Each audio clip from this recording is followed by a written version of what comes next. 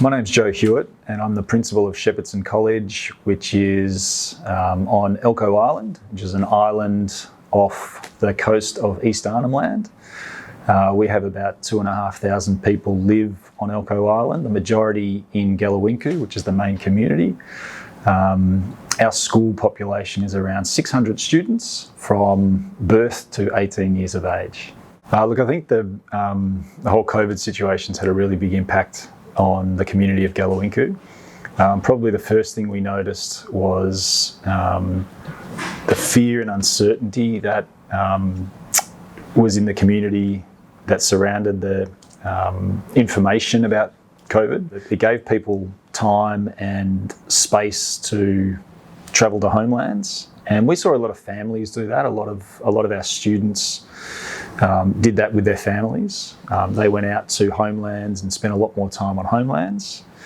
And I guess one of the upshots of that was that people returned to a slightly more traditional lifestyle. There was more hunting, a reliance on bush foods, and people spending more time together as a family in engaging in traditional activities. So school looked a lot different to what our kids were used to, and that was a really difficult thing for us. And I know that our younger members of staff and our families really felt that difference. When things did change and when we noticed that the drop in attendance, we tried to respond to that in an appropriate way. We tried an online cultural learning platform as a bit of a trial.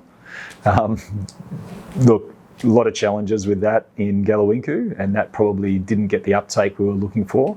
Probably the next step for us was, within the boundaries of what we were allowed to do, we tried to reach out to the community. So, we tried to acknowledge the learning that takes place in the community, and also the learning resources that kids have, from living in a multi-generational household with tremendous cultural knowledge.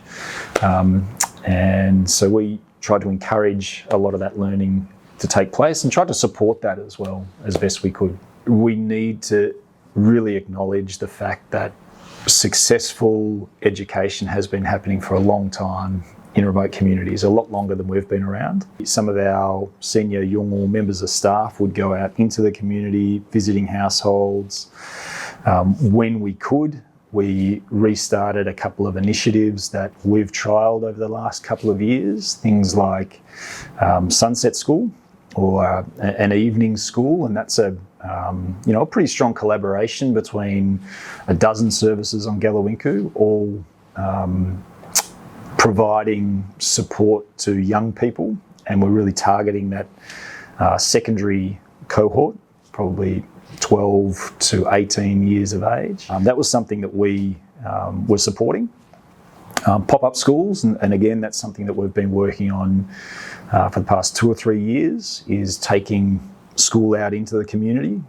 And I think in a place like Gallowinku, having the school and the community working closely together for the education of young people is really important.